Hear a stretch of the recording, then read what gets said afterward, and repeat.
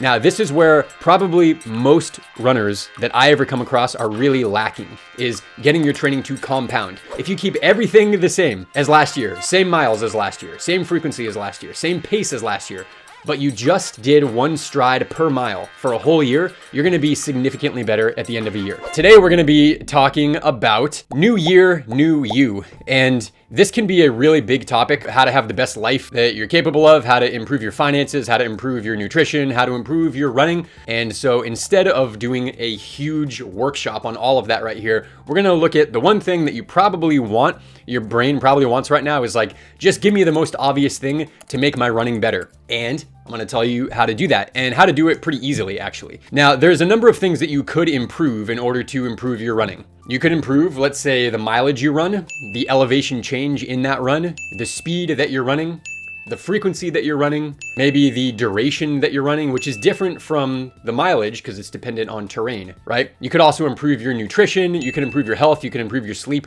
All of these things are going to improve your running. So should you try to improve all of them? I guess maybe if you want to, but I'll tell you that if you just take one metric and you significantly improve it and you do it. So here's the key. It's not just improving your mileage, for example. That's only going to work for a small amount of time, but if you don't maintain it, it's not going to work. So if you improve your mileage because you have a race coming up in 3 months, but then you run that race, maybe you run better, maybe you don't, I don't know, but then you kind of let it go. 6 months later, a year later, are you a better runner than if you had just increased your mileage 10% of the increase that you did? So a far more conservative increase, but you just kept it for an entire year. At the end of that year, are you gonna be a better runner than with a more massive increase for a short period of time and then letting it go? Of course you are. And because this is January 1st, it's a really good time to be, we're at the beginning of 2024. How long ago was the beginning of 2023? Obviously a year ago, right? But how long ago does it feel? And how quickly is 2025 gonna come? The time just kind of passes anyway. And had we started investing when we were 15 years old, we'd all be financially free right now. Had we started running more consistently at 10 years old, whatever like that, you'd probably be an even better runner. It's like the slow drip of something that accumulates and compounds over time. And that's really what we want to talk about here, is getting your training to compound. So here's my suggestion for you, and I'm going to walk you through. I talk about this in my book as well here. This is in, I believe, chapter 17 on setting up your training. It talks about how to actually improve some of your metrics, but we're going to do it right here. So I want you to, first of all, just ask yourself what kind of metrics that if you improved them, would they give you more confidence in your training? Do you think that improving your mileage? Now, mileage is a tricky one because most runners think that by improving mileage, they're going to get better. And it's not like it hurts you, but it's not the main thing that determines your performance. If that were true, then ultra runners would have the fastest marathon times because they're running twice as much or 3 times as much as Olympic marathoners. They're running more, but they're not as fast in the marathon. Why? Because of specificity of training. So it's not just mileage, even though that's a tempting one. You might choose that. It's a fun one, but I'm going to give you a couple that you can choose from. So maybe write these down or just listen and then choose one that works for you. So it could be your mileage. It could be your time spent training. Now that one is a lot different because your time spent training is dependent on not just how far you go, but how fast you run it. And a lot of runners, most runners, I see this as one of the top mistakes that runners make, is that they run a little bit too fast all of the time. They're never really running easy and they're never really running fast. It's kind of like yellow, not green, not red. It's like middle of the road. And if you slow the pace down and keep your mileage the same, you'll have more time spent training. Now, there's a couple of benefits here. To improve your aerobic system, the main input is time spent training.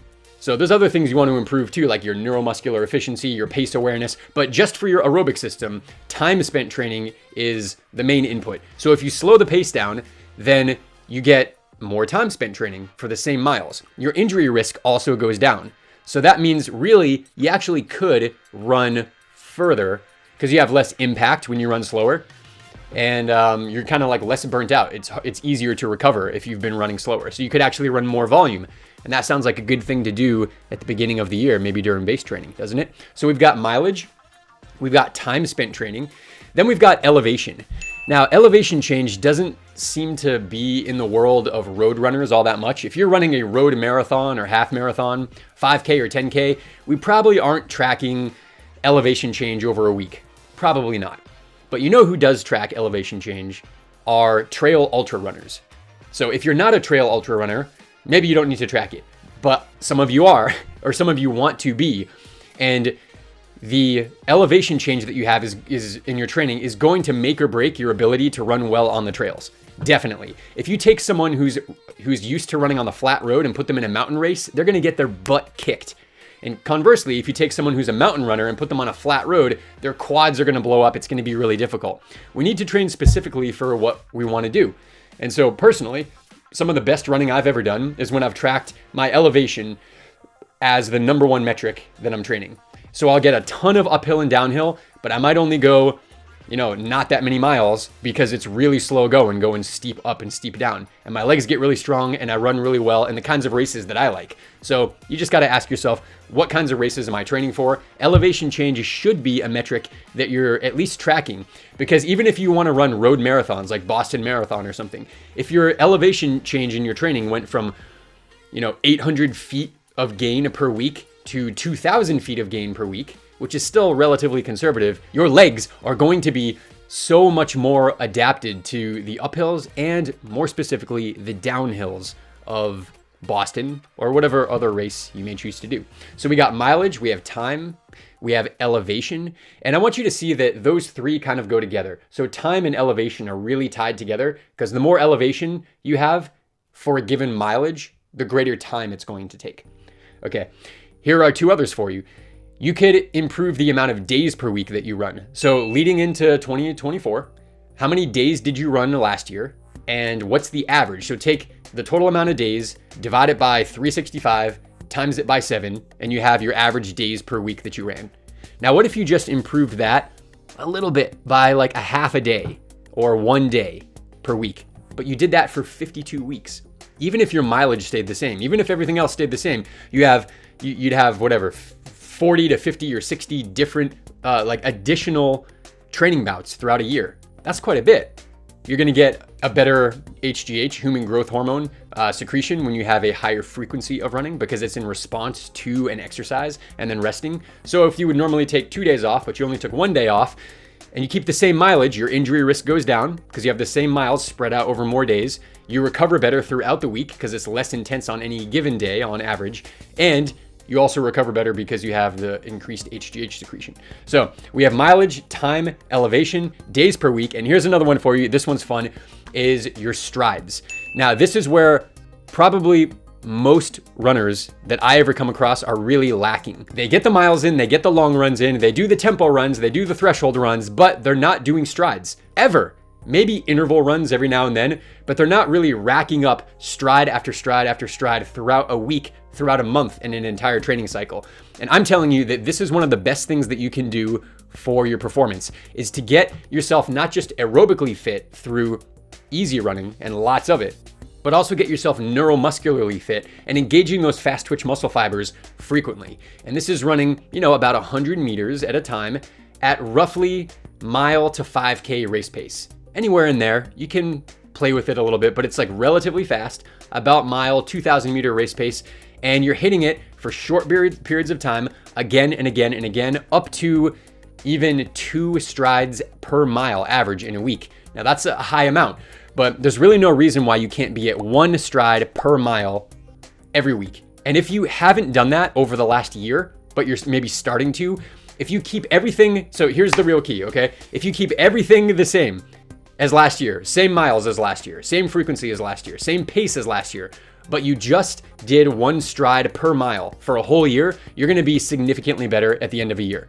You're gonna be significantly better at the end of 3 months, really, because you're working on something that has been neglected, your neuromuscular development, your fast twitch muscle development. You wanna get faster, we should probably practice running faster, not just more slower. And that's what strides do. So here's the final part for you here. Actually, no, hold on. I want to give you one more. Here's one that's not related to your running, but related to your performance, and that is your health and your weight. Now that comes down to nutrition. What is it that you're eating? Because what you eat is going to determine the composition of your body, much more so than our activity level. Activity level, sure, plays a factor, but what you eat is so much more impactful for how much body fat you carry, for example. So if you improve your diet even just a little bit and you lose 1 pound, And I'm not talking 1 pound of lean muscle or 1 pound of like water weight or something. I'm talking like 1 pound of extra body weight from probably fat or maybe salt and water retention to dilute that salt. If you just lose that 1 pound, which is freaking nothing, you're gonna run in your marathon, you're gonna run about 1 minute and 20 seconds faster for every pound. That's just 1 pound. What if you lost 10 pounds? I'm not telling you to lose 10 pounds, but what if you did? Could you lose 10 pounds healthfully? You should go and do maybe a BMI calculation. And if your BMI is not you're not underweight until it's not even in the conversation until you're at under an 18.5. If you're at a 20 BMI or even a 21 BMI, your BMI is plenty healthy, you're good. But if you're probably, most people listening to this are 22, 24, 25, some people 26, 27, it's pushing it. Then if you got yourself down to close, I'm not telling you to get to a 20 BMI, but let's just move towards it a little bit. A half a pound, 5 pounds, 10 pounds, whatever it is. It's 1:20 per mile per pound. And that actually compounds because you don't just get the free weight reduction. You also get to cool yourself better, recover better, require less calories in order to feed your body, sleep better, have less injury risk because you have less impact. Like it just compounds. So if you lost 10 pounds, that's like at least 13 minutes in your marathon. But like I just said, it compounds, so it's actually going to be more. So could you do that in a year? Could you lose a pound of excess body weight? How about multiple pounds? And that's going to directly translate into running faster or running further. So here's how I do it. I want you to take your stats, maybe your GPS from last year, and I want you to go through and put it into a mode where you can look at not just the weeks, but the months. And I can do that. I use Khoros, and with Khoros, I can just look at monthly. I can click year, and it spits out bar graphs of 12 months. And you can say, do I want to look at mileage or time or whatever it is? So let's take mileage, for example. How much mileage should you or could you run in 2024 to have definitely the best training year of your life? Here's the answer. If you look at the last rolling year and you look at those bar graphs for what your total mileage was every month, we want to take your highest mileage month. Probably. We want to at least take your second highest mileage month. But let's take your single month that was the highest. Now, we want to take that and potentially, if you choose to, this is what I suggest, take that highest month and make it the baseline for the year going forward here.